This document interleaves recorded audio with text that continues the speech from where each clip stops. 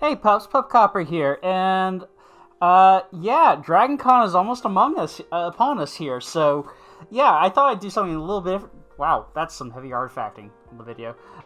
Anyways, I thought I'd do something different and kind of go over some tips and tricks to having a good DragonCon. I know it's not like explicitly gaming related, but you know, I've learned all this stuff over years of going to con. I certainly haven't gone to con as much as other people have. I mean, there are people who've been there since the beginning, but you know, I've put in.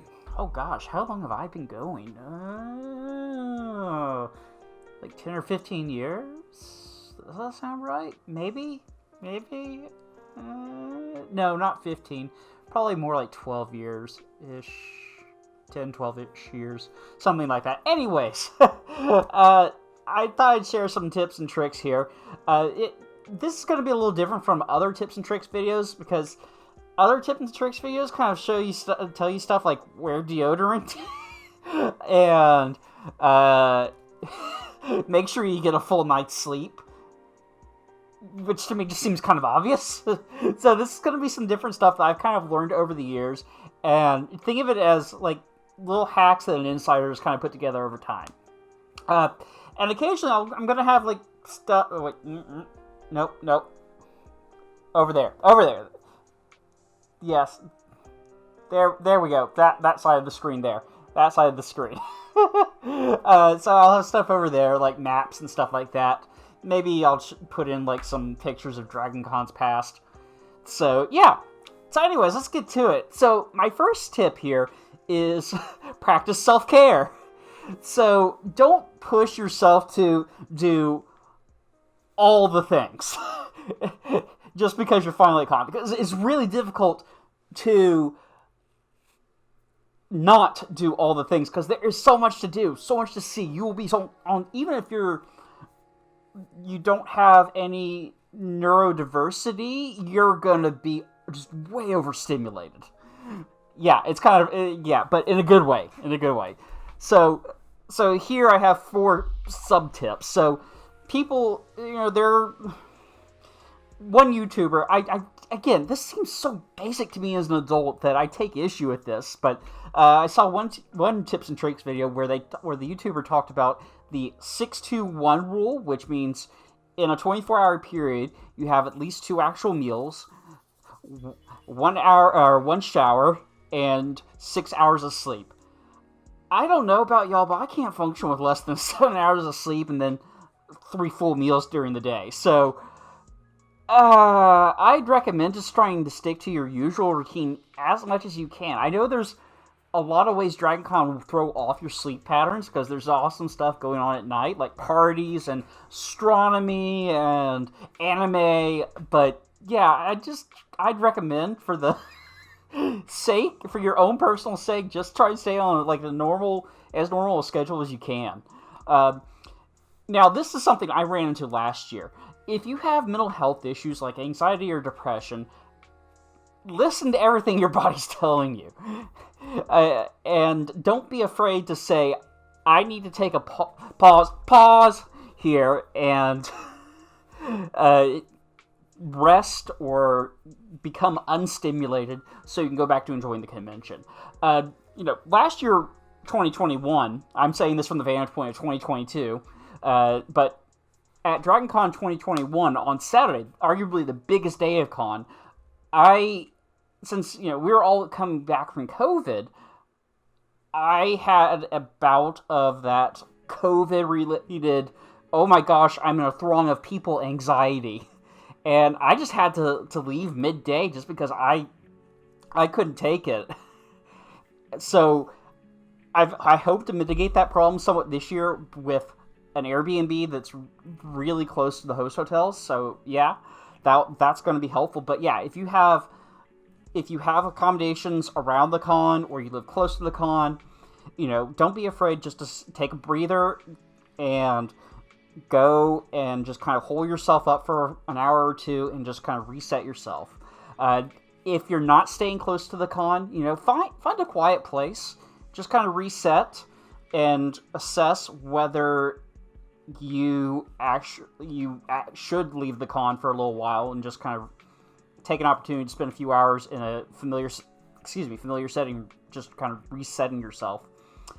There are a lot of places around the con that you can find that are actually very quiet and kind of out of the way. So, like, the bottom levels of the Hyatt, kind of what I call the maze down there. You know, it's kind of like a rat or hamster maze now, with all the reading track rooms and everything.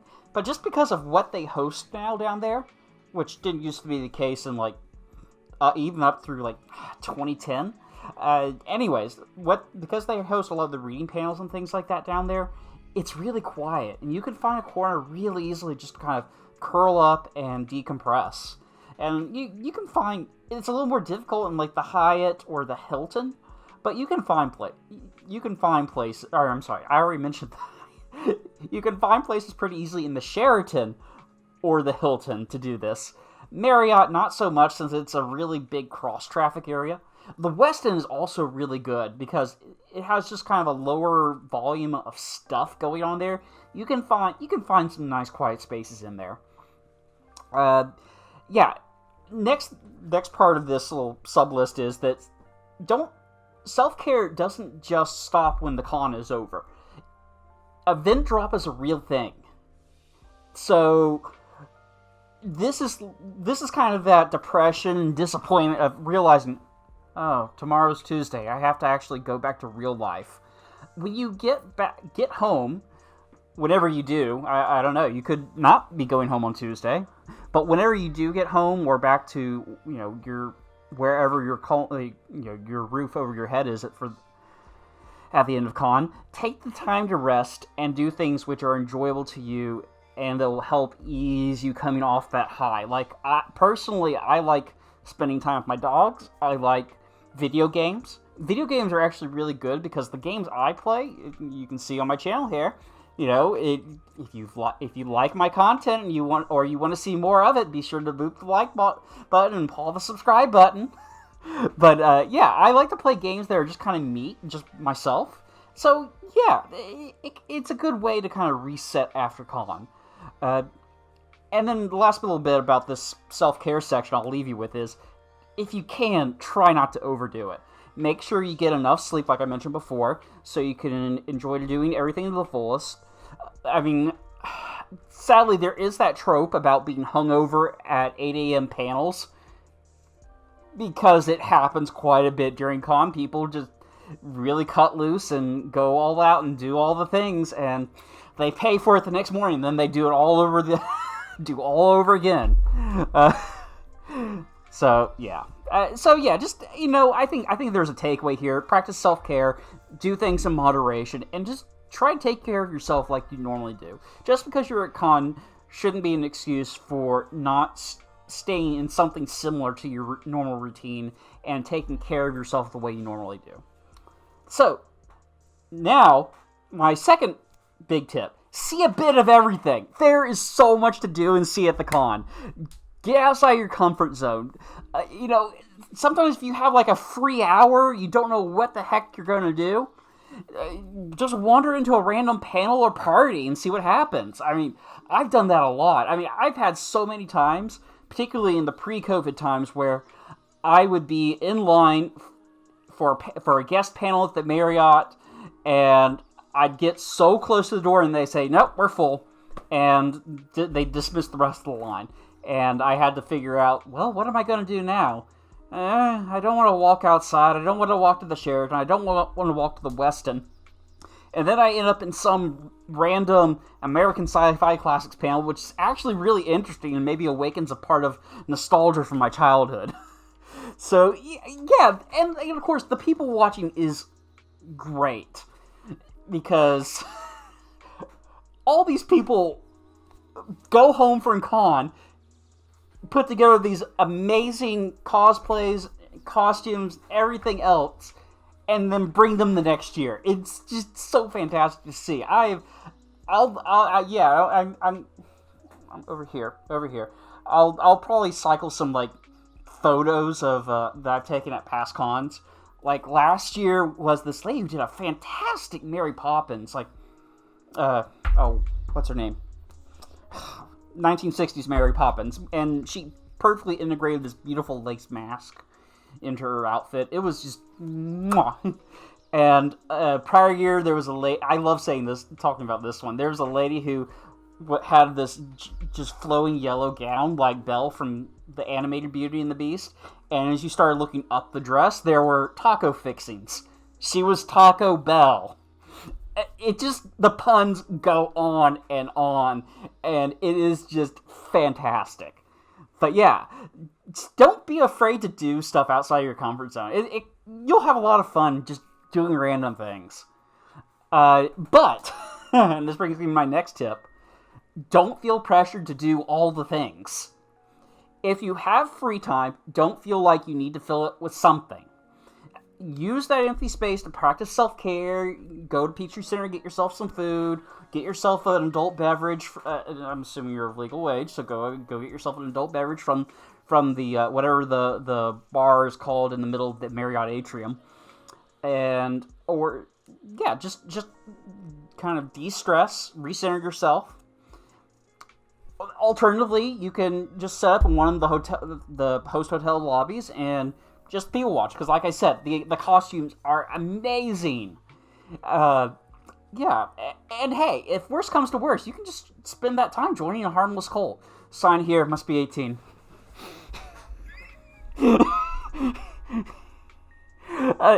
Okay, so, I talked about people watching, and, cosplayers love it if you take pictures of their outfits, because they worked hard on these, and I think that's like a compliment to them that people like so much they want to have a reminder of what they did.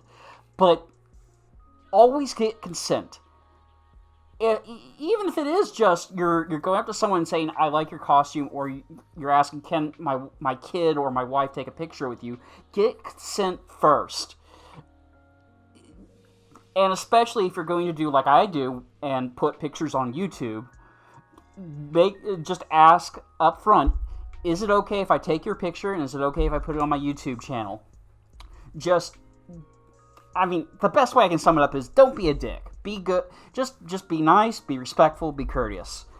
The majority of cosplayers will be perfectly fine with all this, but still, just ask.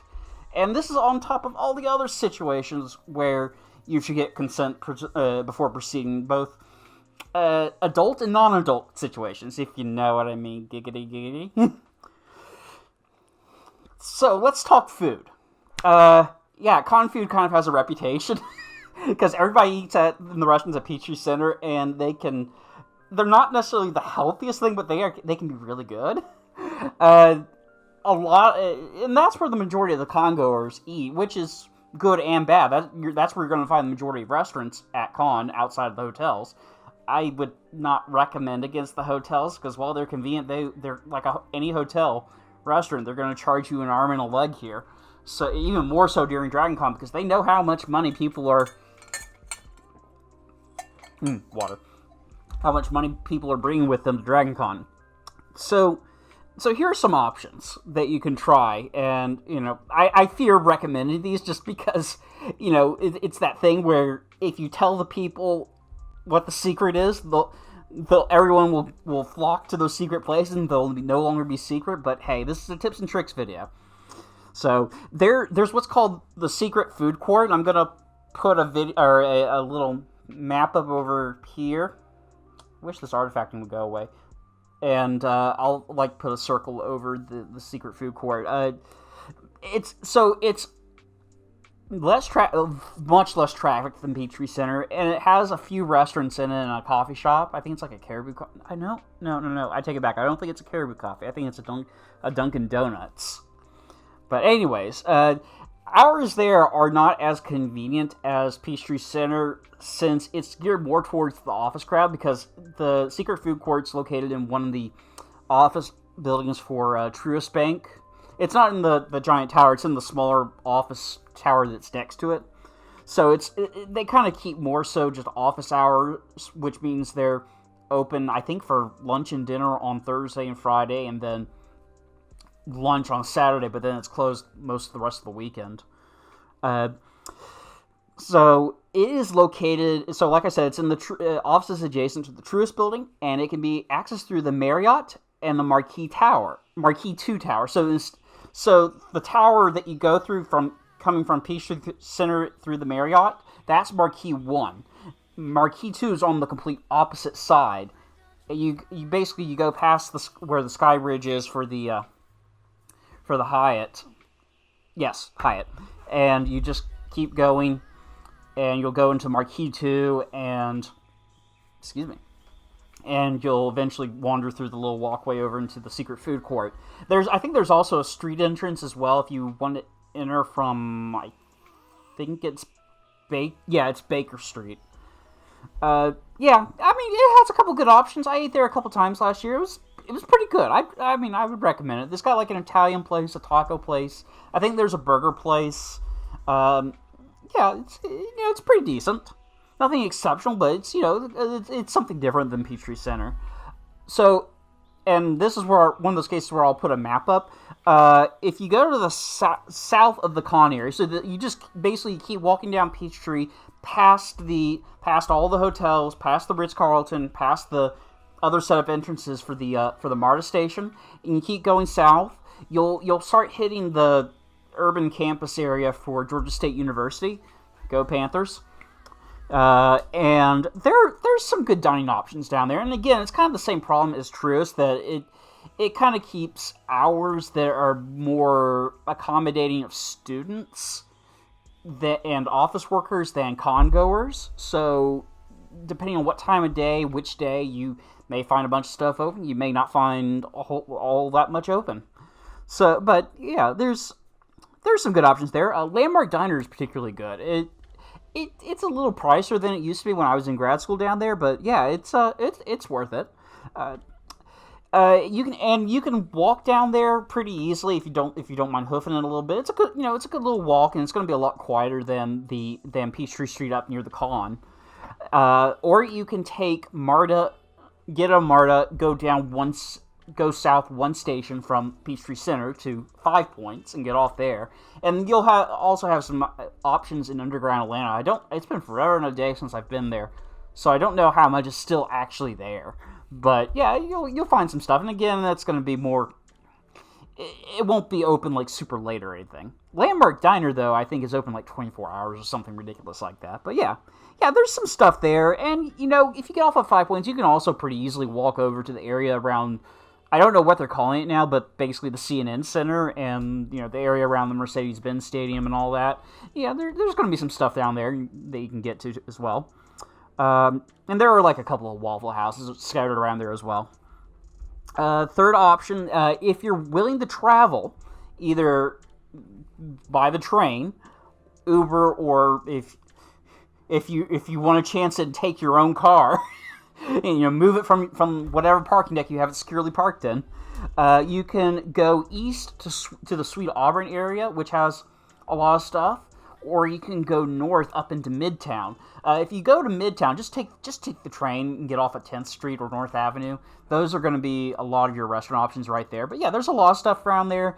There's a bunch of student-ish options up there because Georgia Tech is up there.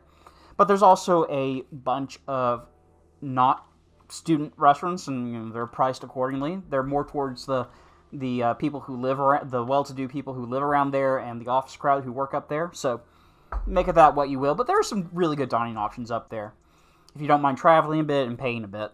Also, if you do take your car up to Midtown, just beware, parking is as bad up there as it is down by the con. So just beware of that. Sweet Auburn, though, you can stand a good chance at finding some parking. There's a lot of good restaurants over there that may or may not be less trafficked. But that's if you don't want to take a whole lot of time away from the immediate vicinity of the con. Oh, and there's also a couple of food halls scattered up around the northern and eastern edges of Midtown as well, if you want to try those.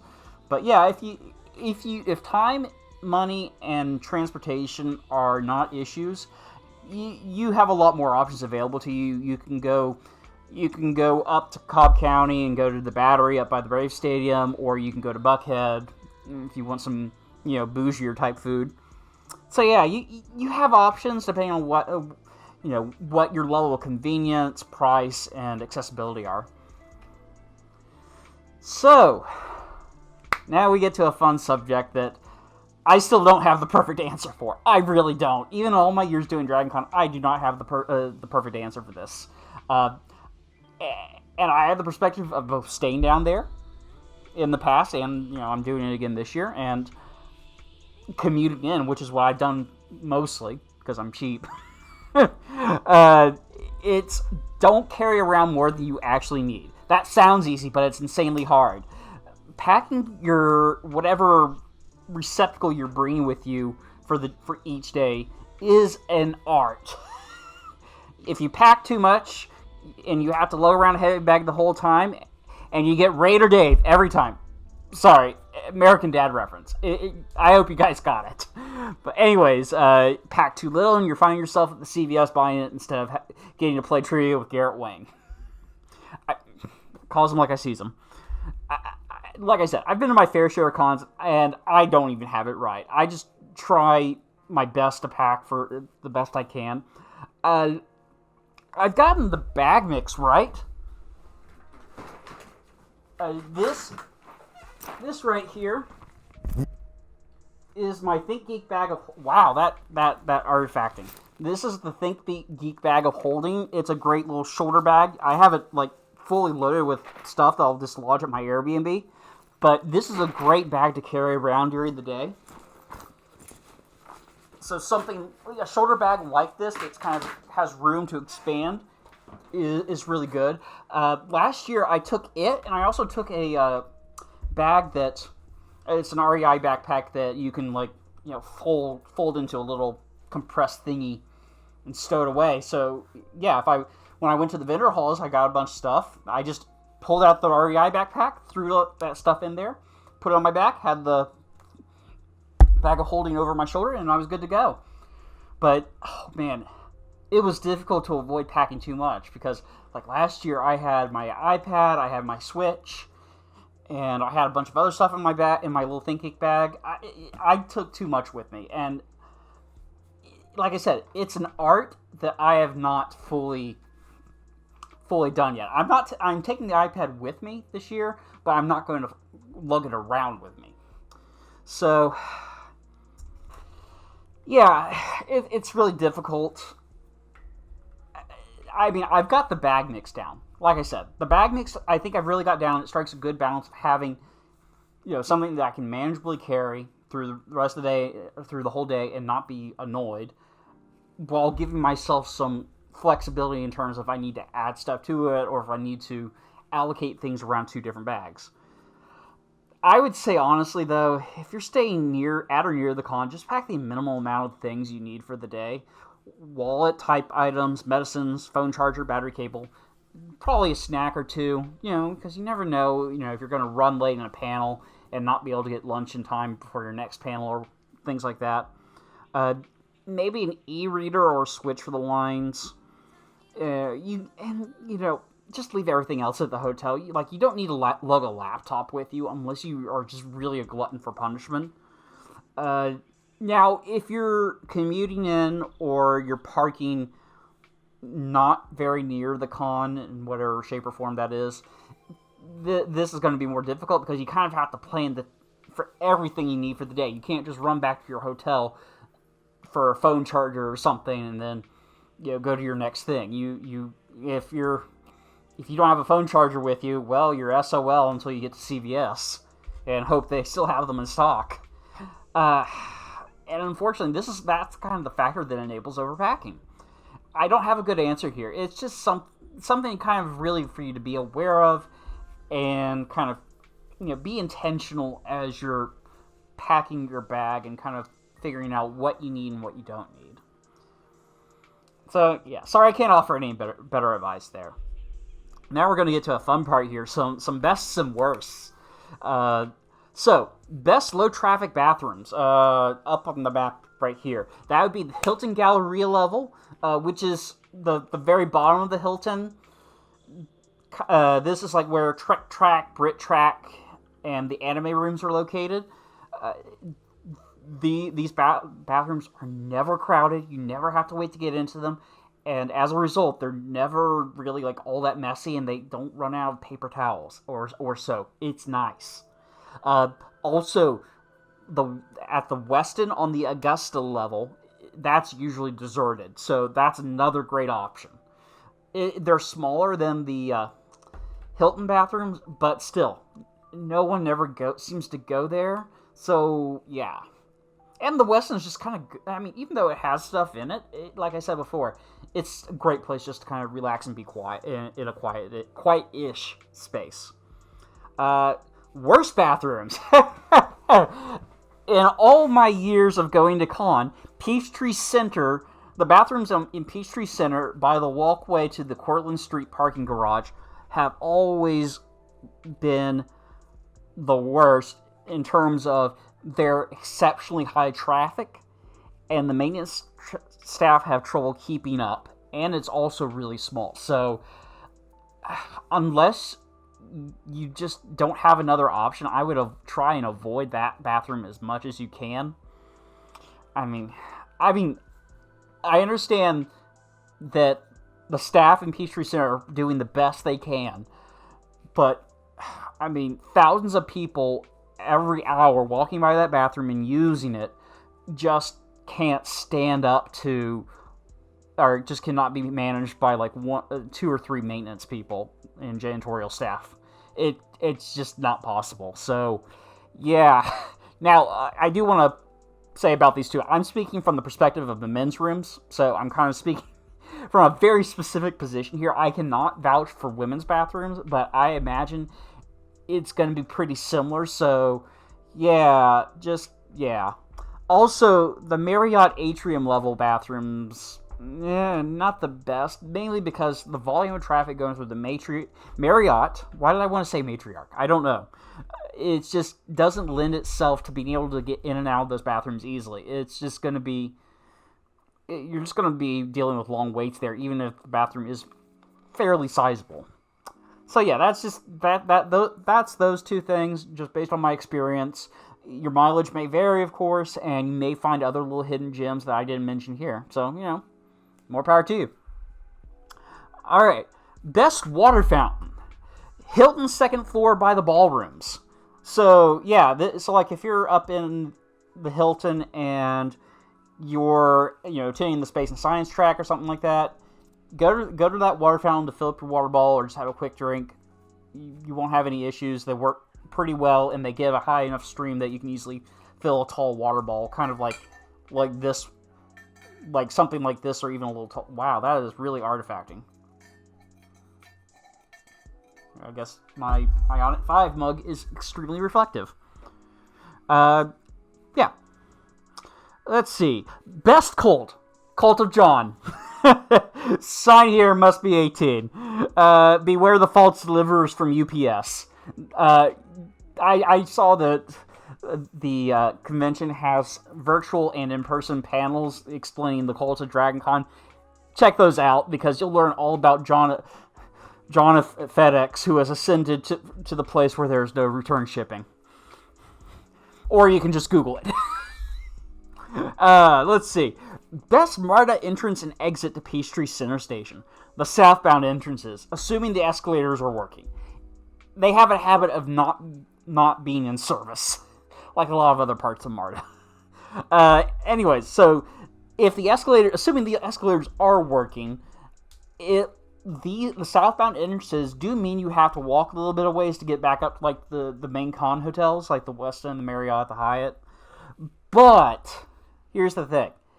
Nobody goes out through the southbound entrance. After Friday, when all the office workers leave, nobody goes through the southbound entrance. It is very deserted. So you can easily get up through the escalators there and kind of mentally prepare yourself before you go into the con.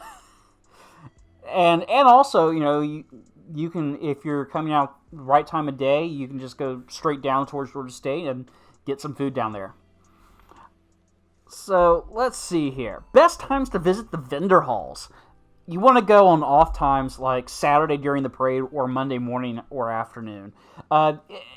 most of the vendors at DragonCon are pretty large vendors, so you don't really have to worry a huge amount about vendors running out of stock. I mean, maybe some vendors that are on the smaller side will have that problem, but there are t-shirt vendors that this is their lifeblood, and they know exactly how much inventory they need, so they'll have stuff in stock for you to purchase.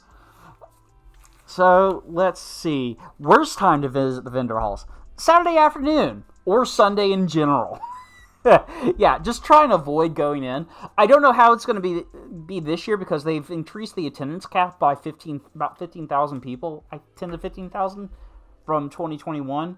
2021 was nice because of COVID restrictions, they capped attendance across the board at 50,000, and it was so easy to get to everything in the con.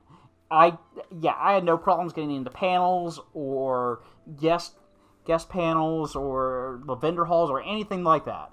This year, it's not going to be as good as it was last year, but it's not going to be great. So just kind of try to go during the off times. Again, Monday is a really good time to go. Saturday afternoon, it's not. I mean, Saturday in general is kind of the more crowded day, because you've got all the people who came in just for Saturday to see, like, the parade, and then they go to the guest panels and the vendor halls, and then they're gone. Or they may be coming back on Sunday. So those are going to be your two most crowded days during the con. And that applies to not just to the vendor halls, but to a lot of other things in general. So, yeah, that's just something to look out for. Now we're back down. Wow, we already made it through this list pretty quickly. This is great. So, additional advice for first timers, and some old hands might find some of this useful too. If this is your first time going to DragonCon, see the parade. Just do it once in person, unless you're a glutton for punishment and you just want to keep doing it. After enough times for someone like me, it's just kind of gets to a point where it's not worth the hassle to deal with the crowd, the heat, or the length of the parade. Especially now that you can go on YouTube and watch it later, or if you're staying in a host hotel, you can tune in to DragonCon TV and watch the parade live from your room. So yeah, but yeah, if this is your first time at DragonCon, go to the parade, experience it, and so you can say, I've been to the parade, and get your pictures. If you are carrying, so next one here is, if you're carrying your bag with, some sort of bag with you or not, little carabiner clips are amazing. Do I have one on this? I think I do. Do I? Oh, I don't have one on this bag. Oh, nope, I don't have one. I cannibalized them for something else. But the little carabiner clips, like the ones you can get from REI or Amazon, the Nitize ones, those are great little clips, and they're so handy for carrying things like card keys or just all sorts of stuff. So yeah, I highly recommend using them. I have those clips on my keys. They live in my bag, but I have a clip on my keys. I have a clip for my mask, so I always can just clip it to my belt and have it ready. And I have carabiner clip for my hood, my full hood. It has a little loop for it. This one's a little trickier. But anyways, yeah, they're just really convenient. This one's going to be kind of obvious, but dress for the weather, which can be tricky. The interior spaces inside the hotels can range from the AC being run at full blast and very chilly to crowded and hot with not a lot of AC, like the lobbies. Outside, though, Atlanta is typically hot, sunny, and humid during DragonCon. And I've checked the weather today. I mean, even as unpredictable as it's been over the last year, it still looks like that's going to be kind of the forecast for this year, with a chance of rain on one of the days, but I think you could just get by if you don't bring an umbrella. But yeah, dress, if you can, try and bring like a small jacket or hoodie or something with you, so you can easily transition from hot, muggy weather outside to why am I freezing inside this panel?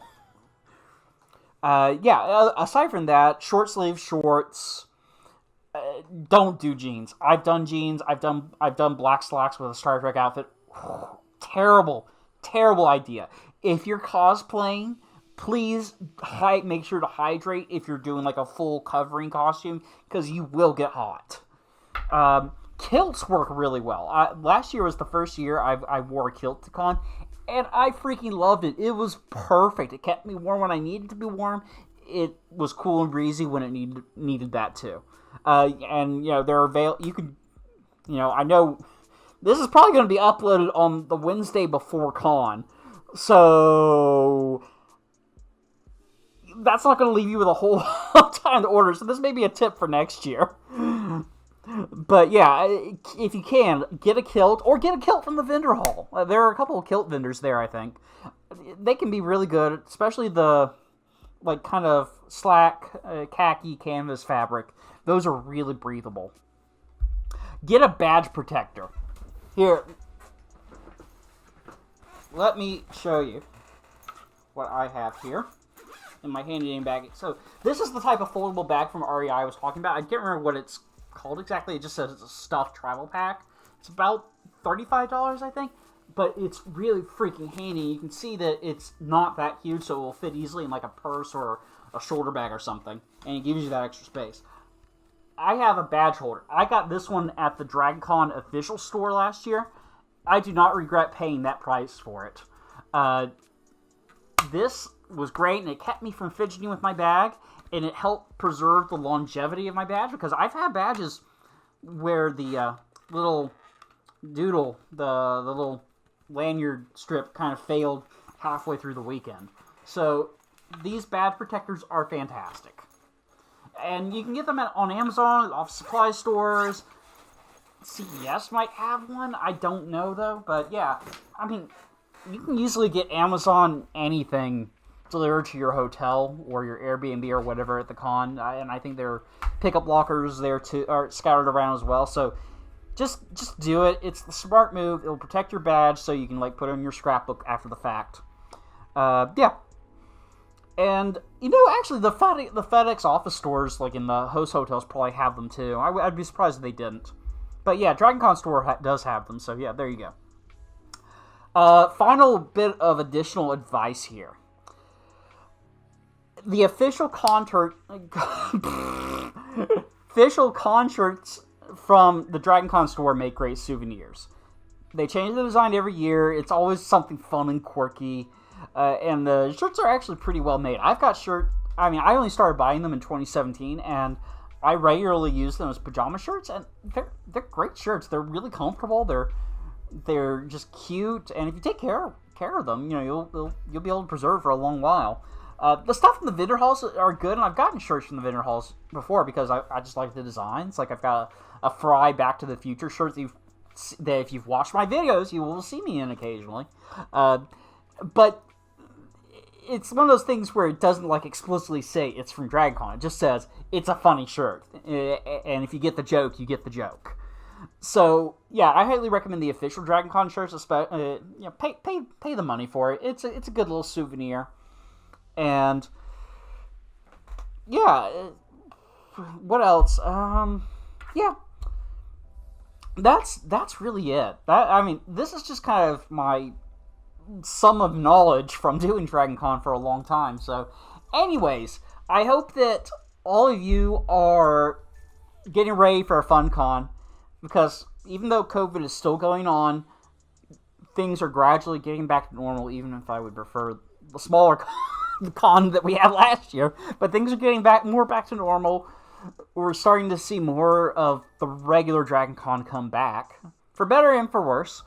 So yeah, have fun, everybody. Just go to con, have fun, enjoy it, enjoy yourselves, tweet out fun pictures, share fun videos of the con, and just enjoy yourself. This is 5 or more days where you get to let your geek flag fly and just enjoy it.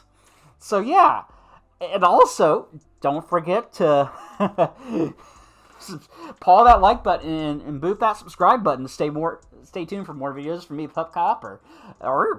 But yeah, before I go, I am going to try and post stuff from con. I'm actually going to have, I'll have my phone with me like I did last year, but I'll actually have my personal laptop with me, so that like I can do my keyboard smashing stuff and put videos on the tubes. So yeah, look forward to stuff from me. Yeah, have fun. If you see me, give me a bark, and stay tuned for more videos from me, Pup Copper. Arr!